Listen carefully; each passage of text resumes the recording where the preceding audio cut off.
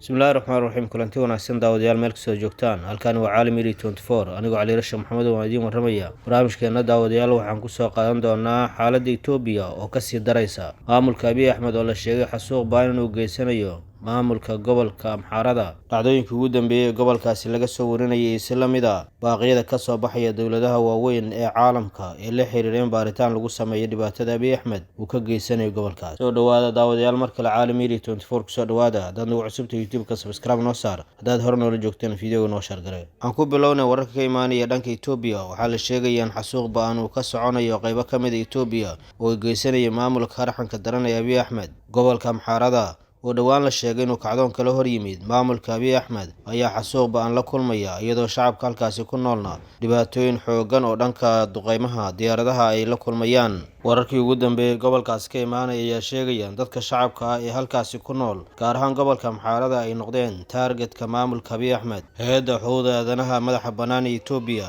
ayaa ribood gareysay dhacdadii ugu dambeysay ee gobolkaasi ka dhacda 45 qofood oo rayid ah oo hal goob lagu dilay sidoo kale hay'ad ay leeyihiin dadka Amxaarada una dhaqaaqda dadka Amxaarada xorriyadooda oo Mareykanka ka dhisan ayaa TV-ga Al Jazeera ka soo xigtay waraysi ay siiyeen in maalmo kooban gudahood in ka badan 70 duqeymood oo diyaaradaha daroonka maamulka Abiy Ahmed ay geysteen laga soo wariyay gobolkaas maamulka Abiy Ahmed ayaa loo arkaa inuu yahay maamulka kaliya ee gobolka Geeska Afrika haysta diyaarado drone waxna ku duqeeya hore ayaa la ogayn xasuuq baan saan kale uga geystay gobolka Tigray haddana waxaa lagu warinayaa gobolka Amxaaradu inuu wajahayo xaalad aad u khatar badan dawladda Mareykanka ayaa sheegtay in aad uga walacsan tahay dhibaatada xooggan ee ka taagan gobolkaas Amxaarada ee maamulka Abiy Ahmed uu geysanayo waxaana ku baaqeen in la sameeyo baaritaan madax bannaan oo la xiriira xuquuqda aadanaha iyo dambiyo dagaal oo suurtagal ay tahay in maamulka Abiy Ahmed halkaas ka geysto jabhad ka dhisan gobolka Amxaarada oo lagu magacaabo Fano ayaa la sheegay in deegaano badan ay kala wareegtay ciidamada militariga Itoobiya kuwaas oo markii dambe keenay in maamulka Abiy Ahmed uu argudasho si ah diyaarado dagaal ugu duqeeyo dhacdada ugu dambeysay waxay ka dhacday magaalada Meerawi ee gobolka Amxaarada halkaas oo la sheegay in diyaaradaha dagaalku ay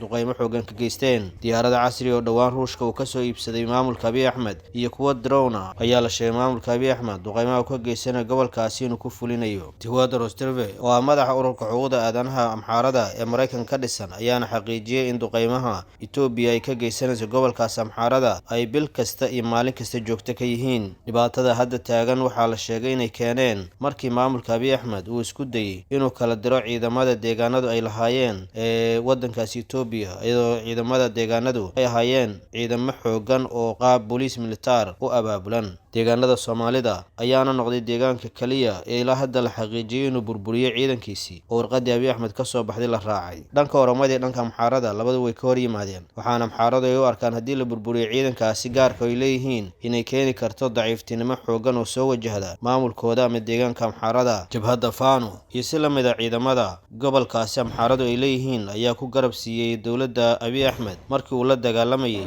ciidamada gobolka Tigray labadii dhinac ee saaxiibada ku ahaa Tigray baabi'intooda ayaa hadda isku soo jeestay markay arkeen ayaga loo soo jeesto ciidankooda la burburinayaan way ka hor yimaadeen si gobolkooda uusan u daciifin arrintaasna waxay kaga jawaabeen cabasho la xiriirta in dawladda ay cabasho u gudbiyaan iyo si la mid isku horimaadyo meelaha qaar ka dhacay jabhadda hadda awoodda la soo baxday Fano ee Amxaarada ka dhisan waxaa la sheegay inaan la garanayn qaabka military ahaan ay u dhisan yihiin iyo hogaankooda saxda ah qaabka uu kala sareeyo asaahte waxay maalmaha dambe la soo baxeen awood ciidan oo kala hor yimaadeen dawladda Abiy Ahmed taasoo keentay xasuuq iyaduna ay shacab si kala soclaana ay u baabi'inayso shacabkaasi Amxaarada horey ayaa qaar ka mid ah jabhadaha ka dagaalamay Itoobiya gaar ahaan Oromada iyo Amxaarada ugu tilmaameen damaca Itoobiya ee dhulgoobka Soomaaliya inaysan ahayn mid sax ah laakiin ay ku qarinayso dhibaatada Itoobiya dhexdeeda ka taagan daawadayaal intaas ayaan qodobkeena koobnaan Itoobiya xaaladeeda uga hadlaynay ku saafmeerayna